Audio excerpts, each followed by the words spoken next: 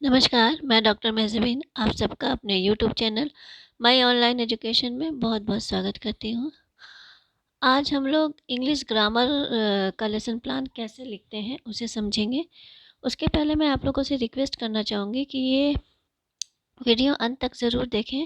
बीच में स्किप करेंगे तो इसके सभी स्टेप्स को नहीं समझ पाएँगे। तो हम स्टार्ट करते हैं अपने लेसन प्लान को कैसे लिखना है देखते हैं।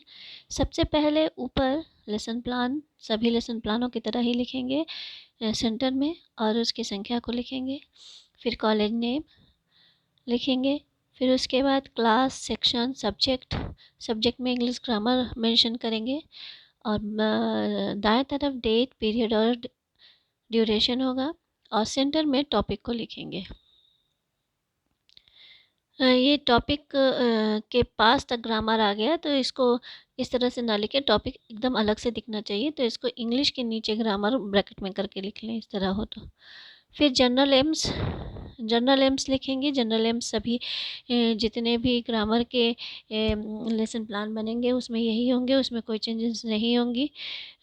स्पेसिफिक एम में आपसे आपके टॉपिक से रिलेटेड होता है तो इसलिए ये टॉपिक चेंज होगा तो ये भी चेंज होगा, स्पेसिफिक एम भी।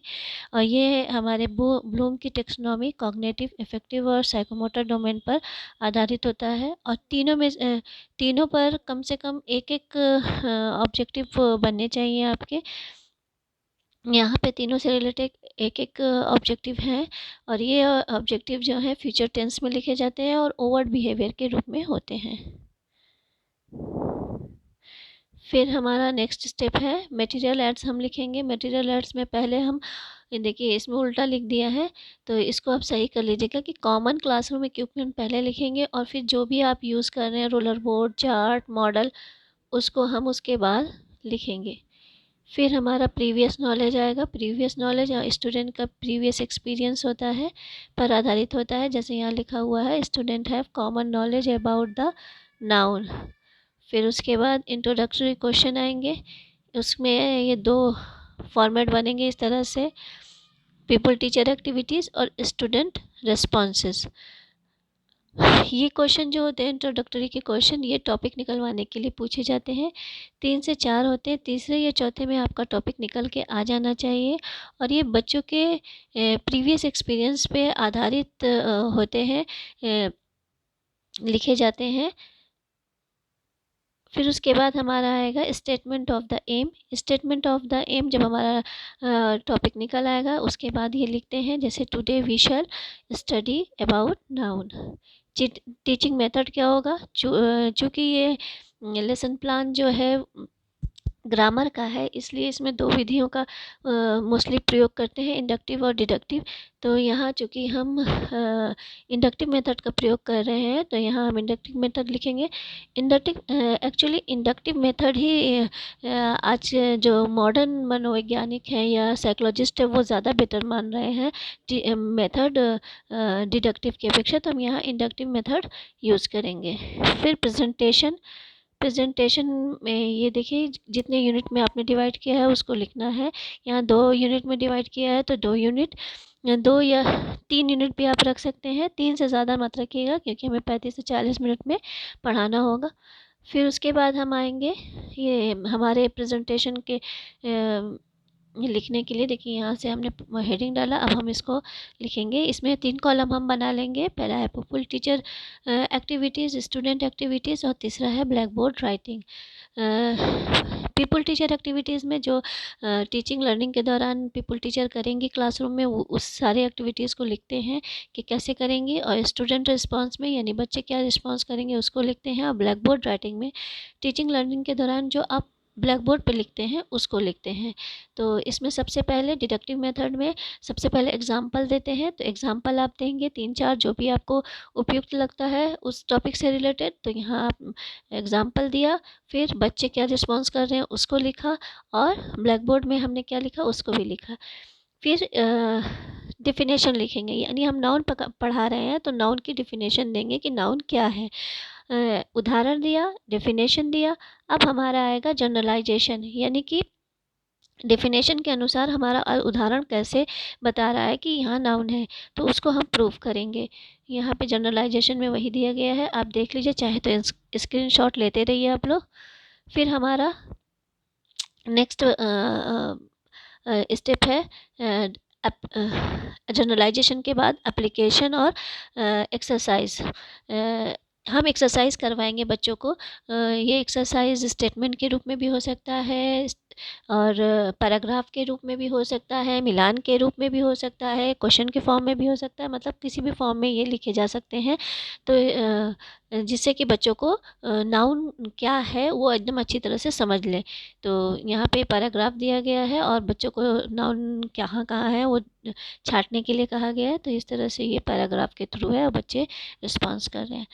फिर हमारा है इसके बाद इन्होंने दूसरा तीसरा 2 यूनिट पढ़ाया है। तो दूसरे यूनिट में शुरू करने से पहले उसके ऊपर ही पहले काइंड्स ऑफ नाउन लिख दिया है कि क्या क्या है। ये ऐसे ही लिखना है आप लोगों को भी। Proper noun, common noun, material noun, collective noun और एब्स्ट्रैक्ट नाउन, ये सारे नाउन के जितने प्रकार हैं उनको डिस्क्राइब कर दिया। अब हमारा सेकेंड यूनिट स्टार्ट होगा। देखिए यहाँ से हमारा सेकेंड यूनिट स्टार्ट हो रहा है।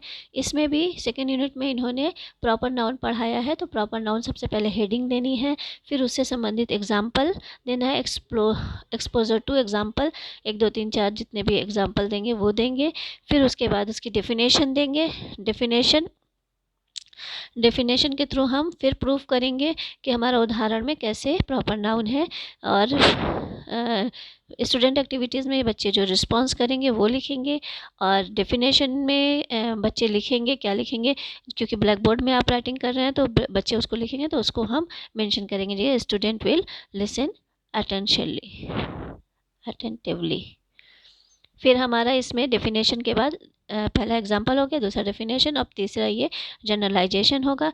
जनरलाइजेशन में हम प्रूव करते हैं, जैसे हमने बताया कि उदाहरण के थ्रू हम डेफिनेशन जो हमारा है उससे कैसे उदाहरण हमारा प्रूफ हो रहा है उसको हम बताते हैं कि कैसे हमारा प्रूफ हुआ कि यहाँ प्रॉपर नाउन है।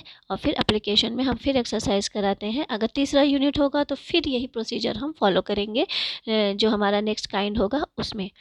फिर उसके बाद हमारा ये हो जाने के बाद राइटिंग एंड सुपरविज़न, हम बच्चों को इंस्ट्रक्ट करेंगे कि आप इसे लिख लीजिए और एक बार हम सुपरवाइज भी करेंगे। जैसे यहाँ पे लिखा हुआ है the teacher will tell the students to note down the blackboard work and she will supervise the class. फिर हमारा नेक्स्ट आएगा रिकैपिटलाइजेशन क्वेश्चन आएगा। ये दोनों ये जितने यूनिट आप पढ़ाएंगे उन सबसे रिलेटेड क्वेश्चन होगा। यानी 1 यूनिट पढ़ा रहे हैं तो 1 से होगा, 2 यूनिट पढ़ा रहे हैं तो 2 से होगा और 3 यूनिट पढ़ा रहे हैं तो तीनों से रिलेटेड क्वेश्चन यहाँ पे हम देंगे। फिर होम असाइनमेंट देंगे हम यहाँ पे। होम असाइनमेंट जो भी हमें उपयुक्त लगेगा वो हम देंगे।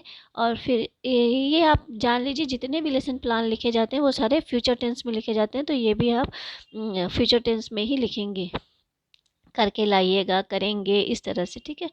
फिर क्वेश्चन एंड इंस्ट्रक्शन नेक्स्ट हमारा स्टेप है और उसके बाद है इन्विजिलेटर सिग्नेचर।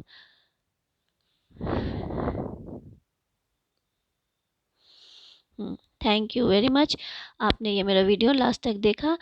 आपको यह वीडियो पसंद आया हो तो प्लीज़ इसे लाइक, शेयर और सब्सक्राइब करना ना भूलें और बेल आइकॉन ज़रूर दबाएं मेरे नेक्स्ट वीडियो के लिए। Thank you very much once again.